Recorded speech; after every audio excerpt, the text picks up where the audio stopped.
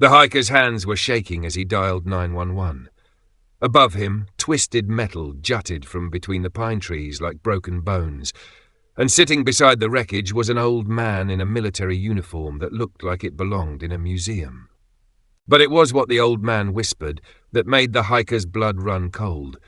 "I've been waiting 71 years for someone to find me." Before we start, if you enjoy these forgotten military stories, consider subscribing. It helps us research and share more cases like this. And let us know in the comments where you're listening from. We love connecting with people who help keep these stories alive. September 15th, 2024, San Juan Mountains, Colorado. Park Ranger Michael Torres had seen plenty of strange things in his 15 years patrolling the wilderness, but nothing like this. The call had come at dawn. 2 hikers reporting aircraft wreckage and someone who shouldn't be alive. The climb took 3 hours. When Torres finally reached the coordinates, his radio crackled with disbelief. "Base, you're not going to believe this. We need federal agents up here, now." Hidden in a natural bowl between 2 peaks, camouflaged by decades of growth, sat the remains of a C-119 flying boxcar. The serial number on the fuselage made Torres step back, 512737. According to his military database, this aircraft had been shot down over North Korea in 1953. But that wasn't the impossible part.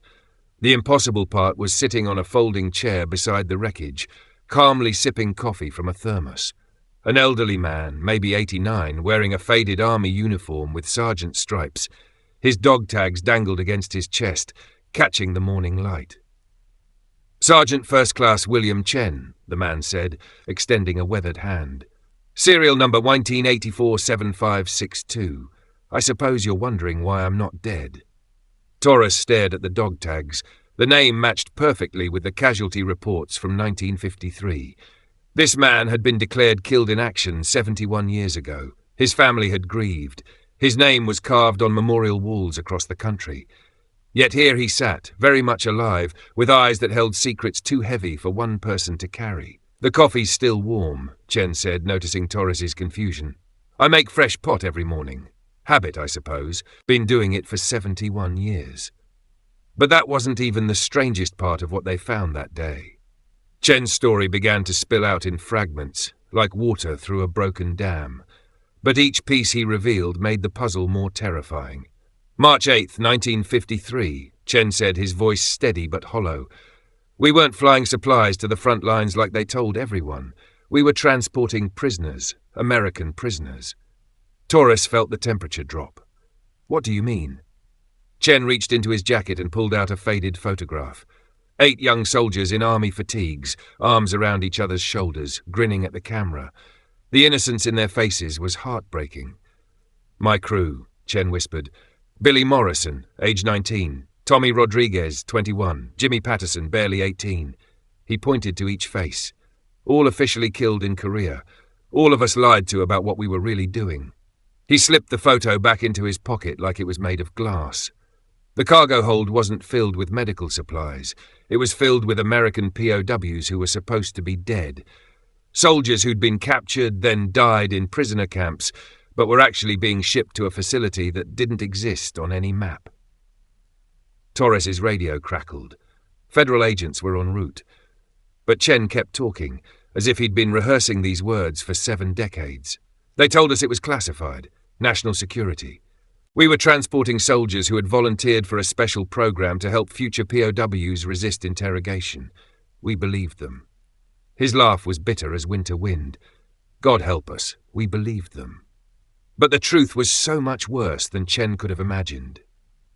The facility Chen described sounded like something from a nightmare. Built into a mountainside in Colorado, disguised as a mining operation, it was actually a laboratory where American soldiers became test subjects. They called it Project Midnight Sun, Chen said, watching FBI agents photograph the wreckage around him.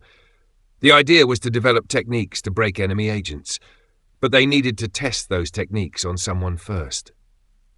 Agent Sarah Mitchell, who'd flown in from Denver, leaned forward. "You're saying they used American soldiers as guinea pigs?" Chen nodded slowly. "We weren't the first transport. There had been others. Soldiers from Korea, from classified operations, men whose families thought they'd died heroically. Instead, they were strapped to tables while doctors in white coats tried to erase their minds and rebuild them. The words hung in the mountain air like smoke. "How many?" Agent Mitchell asked. "I stopped counting after 200, Chen whispered. They kept detailed records, every experiment, every death, every scream. They filmed everything. Agent Mitchell exchanged glances with her partner. This wasn't just a missing persons case anymore. This was potentially the largest human rights violation in American military history. But Chen wasn't finished revealing the horror. Chen had survived by pretending the experiments were working. For 23 years he'd acted like his memory was fading, like his identity was being successfully erased, while secretly maintaining his sanity through a technique his grandfather had taught him. Every morning, I'd recite my name, rank, and serial number in my head, he explained. Then my mother's maiden name, my childhood address, my brother's names. Small things, but they kept me anchored when the drugs tried to wash everything away. The drugs. Chen described cocktails of experimental chemicals that made LSD look like aspirin. Compounds that could make a man forget his own name, his family, his entire identity. They'd inject you, then ask questions while your mind was floating. What's your name? Where are you from? Who do you love? And slowly, day by day, the answers would fade until you genuinely didn't know anymore. Agent Mitchell was taking notes, but her hand was trembling. What happened to the others from your flight? Chen's face crumbled. Billy died first. Heart gave out during a procedure they called memory reconstruction. Tommy lasted 2 years before the drugs destroyed his liver. Jimmy, Chen paused, wiping his eyes. Jimmy forgot how to speak. Just sat in his cell, making sounds like a child. They transferred him to a different facility. I never saw him again. The stories got worse. Much worse. Chen pulled a small, weathered notebook from his jacket. The leather cover was cracked with age, the pages yellow and brittle. I kept a journal, he said, hidden it from them for 23 years, every experiment, every death, every violation I witnessed. Agent Mitchell opened the notebook carefully. The entries were written in tiny script, cramped handwriting that spoke of desperate secrecy. Day 3. They gave Morrison something new today. He screamed for 6 hours, then went completely silent. When they asked his name, he just stared at the ceiling. Dr. Harrison said it was progress. Day 891, new batch of volunteers arrived. All Vietnam boys supposedly killed in action. One looks just like my younger brother. I wanted to warn him, but they watch us too closely. God forgive me for my silence. Day 1247, Rodriguez tried to escape during exercise time. They caught him at the perimeter fence. Dr. Morrison said they'd try the complete memory wipe next week. Rodriguez begged them to just shoot him instead. They laughed. Agent Mitchell looked up from the journal, her face pale. How did you get out? 1976, Chen said. New administrator came in, didn't know about the classified nature of the program, started asking questions about why they had so many long-term subjects with no release dates. Instead of explaining, they decided to shut down the facility. But the government's solution was more horrifying than the problem. They gave us a choice, Chen continued. New identity and government pension or court-martial for desertion and treason. Most of the survivors took the deal. Scattered across the country with new names, new social security numbers, told never to speak about what happened. You chose differently, Agent Mitchell observed. Chen nodded toward the wreckage.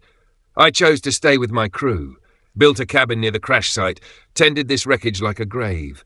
Someone had to remember their real names, not the lies on the casualty reports. He reached into another pocket and pulled out 7 sets of dog tags, green with age but still readable. Morrison, Rodriguez, Patterson, Chen, Williams, Foster, Blake. We were brothers. I wasn't leaving them. The FBI agent stared at the dog tags. Each represented a family that had grieved, a name carved in stone, a hero's funeral for someone who'd actually died in an American laboratory. Why come forward now? Agent Mitchell asked. Chen looked around the mountain clearing where he'd spent 48 years as a guardian of secrets. Because I'm 89 years old, and the truth weighs more than these old bones can carry anymore. And because... He paused, looking directly at the camera. Agent Mitchell's partner was using to document the scene, because there might be others still out there, other facilities, other soldiers, other families who deserve to know what really happened to their boys. What investigators discovered next would shake the Pentagon to its foundation. The notebook led federal agents to GPS coordinates Chen had memorized decades earlier. 3 days later, deep in the Colorado wilderness, they found the facility. From the outside, it looked exactly as Chen had described: abandoned mining equipment, rusted structures that seemed benign from a distance. But ground-penetrating radar revealed the truth underneath. 60 feet below the surface, carved into solid rock, was a complex of laboratories, holding cells and operating rooms. The facility had been hastily abandoned, but not destroyed. In a sealed storage room, investigators found the archives Chen had described. File cabinets containing records of over 300 subjects between 1953 and 1976. Photographs, medical charts, experiment logs, and most damning of all, a master list of American servicemen who had been officially declared dead but actually transferred to Project Midnight Sun. The names read like a casualty report from hell. Korea, 47 subjects. Vietnam, 89 subjects. Classified operations, 164 subjects. Each file contained before and after photographs. Young soldiers with hope in their eyes becoming hollow-eyed subjects staring at nothing. But the most disturbing discovery was in the basement, a film archive containing thousands of hours of footage documenting the experiments. The footage was unwatchable, and it proved everything Chen had said. Dr. Rebecca Hayes, the forensic psychiatrist assigned to review the films, lasted 3 hours before requesting a transfer off the case. What they did to those men wasn't interrogation resistance training, she told investigators. It was systematic psychological torture designed to completely destroy human personality and rebuild it from scratch. The techniques documented were beyond what the Nazis had attempted. Drug-induced amnesia, surgical memory modification, identity replacement through prolonged trauma. Some subjects had undergone procedures that essentially erased their entire consciousness. But the horror wasn't just in the methods, it was in the meticulous documentation. Every scream was measured, every breakdown was timed, every destruction of human consciousness was carefully recorded for scientific study. Congressional hearings were scheduled immediately, but Chen wouldn't live to see them. His final confession would be the most damning of all. On November 10, 2024, the day before Veterans Day, Chen requested a meeting with Agent Mitchell. His health had been declining rapidly since his discovery, as if revealing the secrets had finally allowed his body to acknowledge its 89 years. They met in his hospital room in Denver. Chen had insisted on wearing his original army uniform, the same one he'd worn for 71 years in the mountains. "There's something I didn't tell you," he said, his voice barely above a whisper, "about how I really survived." Agent Mitchell leaned closer. "I didn't just pretend to cooperate. I did cooperate. For the first year, before I figured out how to resist, I helped them, told them which techniques worked best on different personality types, helped them refine their methods." Tears rolled down his weathered cheeks. "I survived because I became complicit. Every man who died after 1954 died partly because of information I gave them. Rodriguez, Patterson, Morrison. They died because I was weak and wanted to live." Agent Mitchell reached for his hand. "Chen, you were a victim too. What they did to you." "No," he interrupted. "I was 20 years old, and I chose to save myself instead of protecting my brothers. That's why I stayed in these mountains. Not just to guard their memory, but to punish myself for betraying it." He turned toward the window, looking west toward the mountains where his crew still lay. "I need you to understand something. The real crime wasn't just the experiments. It was turning soldiers against each other, making victims into accomplices, forcing good men to choose between their conscience and their survival." Chen's final words would haunt everyone who heard them. Chen died peacefully in his sleep on November 11, 2024, Veterans Day, exactly 71 years and 8 months after his plane had disappeared. His funeral was attended by congressional investigators, Pentagon officials, and families of the men whose names were in his notebook. But his death wasn't the end of the story. It was the beginning. The congressional investigation Chen's testimony had triggered revealed that Project Midnight Sun was just one branch of a larger network. Similar facilities had operated throughout the Cold War, using American servicemen as test subjects for psychological warfare research. DNA analysis of remains supposedly recovered from battlefields overseas revealed that 127 soldiers listed as killed in action had actually died in American research facilities. Their families had mourned heroes, while their loved ones were actually victims of their own government. The political fallout was immediate and brutal. 3 Pentagon officials resigned. Congressional subpoenas were issued for classified documents dating back to 1950. The families of Project Midnight Sun victims filed a class action lawsuit seeking not just compensation, but acknowledgement of what had been done to their relatives. But perhaps the most important outcome was the memorial Chen had requested. The mountain where he spent 48 years guarding secrets now guards memory instead.